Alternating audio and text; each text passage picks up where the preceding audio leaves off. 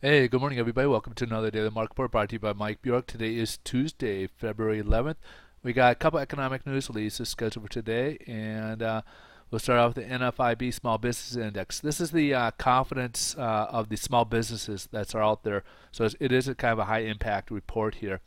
So we had a 93.9 back in December, and for the month of January it did go up. So what this means is that small businesses are kind of feeling a little bit better for where the economy is moving, where businesses that they basically are seeing that some expansion growth is possible. So they're feeling a little bit more confident where things are moving. So that's a good sign right there. And last but not least, we got the wholesale inventories level for the month of December. So back in November, we had a 0.5% increase in inventories, and this is not a high impact here, but we did have a slight increase in December, but lower than the previous month. So not a bad number, especially for year end coming up. Now we got the headline news here, and currently the stock market's up. Now today, the big news really is Miss Yellen, the new Fed chair, is testifying for the first time before Congress. Now she started at 7 o'clock Pacific Standard Time this morning, and it's already gone through.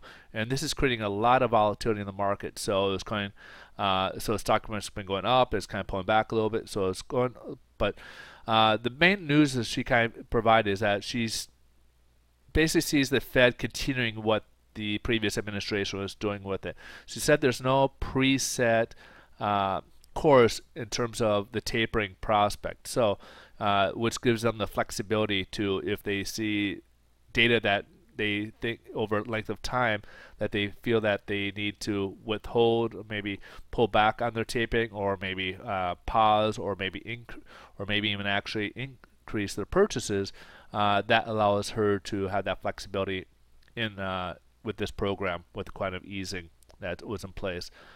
So there's good push on the jobs, but she also kind of stated, which I like this comment. She had mentioned that the unemployment number probably is not a good indicator as to where the health of the economy is moving at. She feels that there's been a lot of people who could be working that fell off, that have been out of unemployment for the past 6 months, that are not in those numbers, that are still a large portion that's out there, as well as people who are working part-time that would like to be working full-time.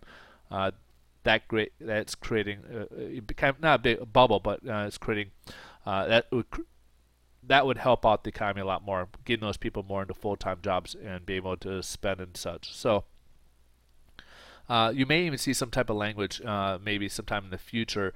Maybe they'll reword what they're looking at in terms of like unemployment rate versus what they're looking at for jobs. They may, who knows, maybe they might eliminate that. But that was a statement I kind of like to hear personally from her, so that way they're not just looking strictly at the unemployment rate number, even though we know the real numbers probably should be much higher than that because people are not being applied against there. So, with further ado, we'll go ahead and take a look at the bond market and see what the interest rates are doing today. A lot of volatility, as you can see, that long line down below. We were down 50 basis points. And what that means is that rates jumped up quite a bit. They were up about, the cost of a no point loan went up to half a point in fees, is what that means. Now it's pulled back quite a bit. Now we're about 9 basis points for the day, and we're currently about 12 actually about 22 basis points from where we left off yesterday. Now, you may notice that we are a different coupon. So we do change these from time to time. We were previously using the 3.5% coupon for Fannie Mae.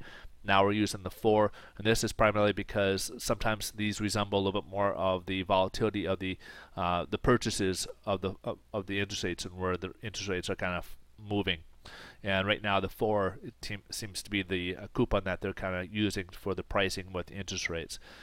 But right now we're kind of resting at the floor, and we'll have to kind of wait and see. But the markets are, a lot of it is going from bond market moving into the stock market, because stock market was up like 150, Dow was up over 150 at one point today. So a lot of volatility. So we'll kind of have to wait and see as to where we settle at. But luckily, so far this morning, we did pull back from the worst so far of the day. All right, folks. Be prepared. We may have some volatility this week. And remember, we got some retail sales, some high impact news coming up on Thursday.